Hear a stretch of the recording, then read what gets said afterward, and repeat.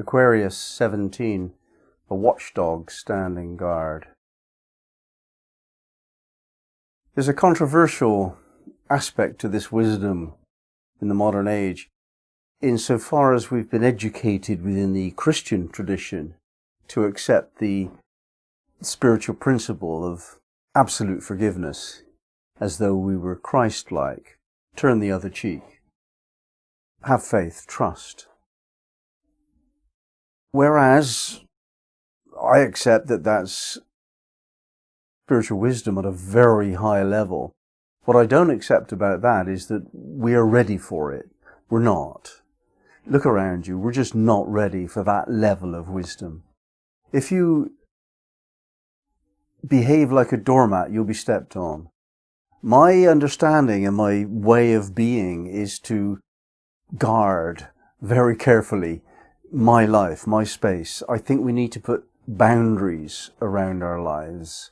We need to be very clear about what is and what is not acceptable.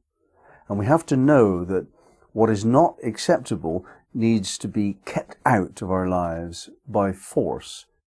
Not necessarily the application of force, but the ability to use force, the threat of force. And that's what a watchdog is. It barks, it doesn't bite, typically. If you get to be bitten by a watchdog, then you've missed a lot of the signs already. So we're talking about our own sense of being needs to be protected by the threat of taking action against someone who tries to impose upon our world. It requires strength, and it also requires a little bit of potential aggression. Now, these are not normal qualities associated with spiritual teachings. I understand that, but I've learned differently. I've learned that if you actually behave in a naive and trusting way, you actually get trashed. People really impose upon you unless you are an extraordinarily advanced being. Now, if you're at that level, then you won't be listening to me talk. We're not at that level. We cannot expect to be allowed to be the way we are unless we insist.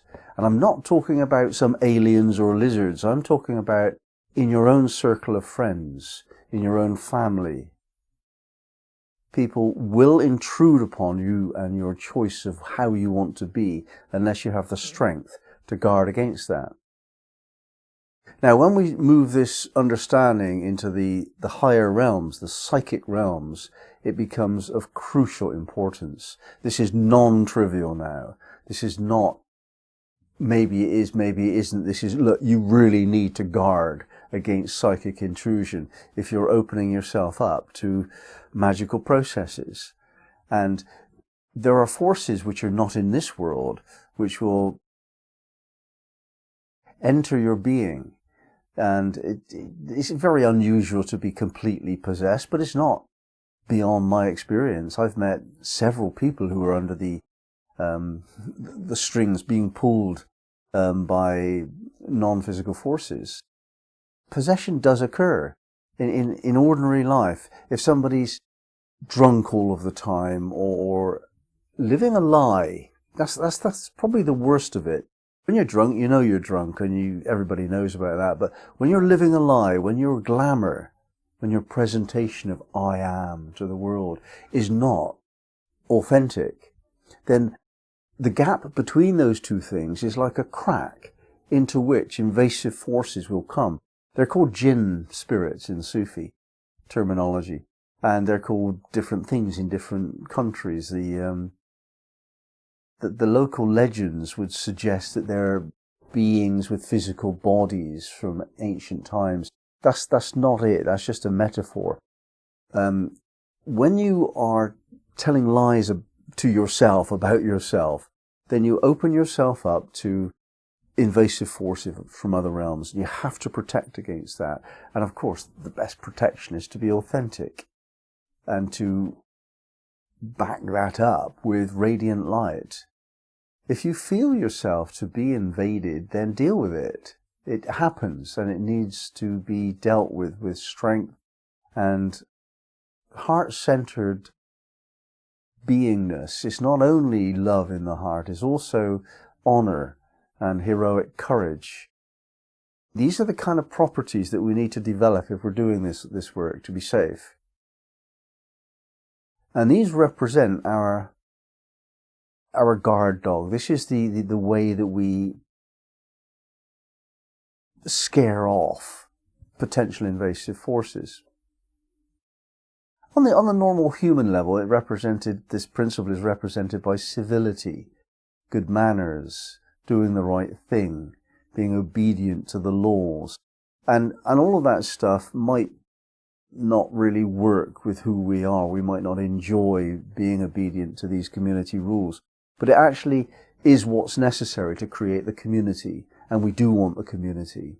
We can't live alone. So that's the price, in a sense, of behaving within the community. So the community sets its own guard dog in place by saying, you must behave in this way. You must attend to our rules and regulations and practices and manners. You must do that, because if you don't do that, then our community is invaded by an intrusive force, and we won't have that.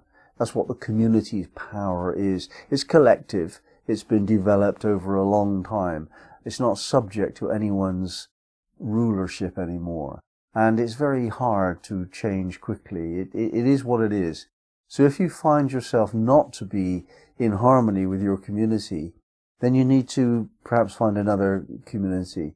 That doesn't necessarily mean moving geographically, because when we call it a community, it's not a population of a town. It's the subsections of that. There's these groups and those groups and the other groups. That's your community. The people who you see in your life in a rather general and casual way. So that group of people, whether it's the sports group or the religious group or the musicians group or the sewing circle, whatever, they've got their own manners. And if you want to be part of that group, you have to be attendant to those manners, because those manners represent the guard dog principle. It's called probity, doing the right thing for the community's sake. So if you don't do that, you're going to be left alone, out in the cold, or you're going to be invaded by intrusive forces. So be strong, put your guards up and keep to them. If you don't keep to them, then they're not strong. You know, your guards are strengthened by making a clear decision about what you will and will not allow, and sticking to that, come what may, even if it's convenient or upsetting for your friends. That's what the strength of good boundaries is like.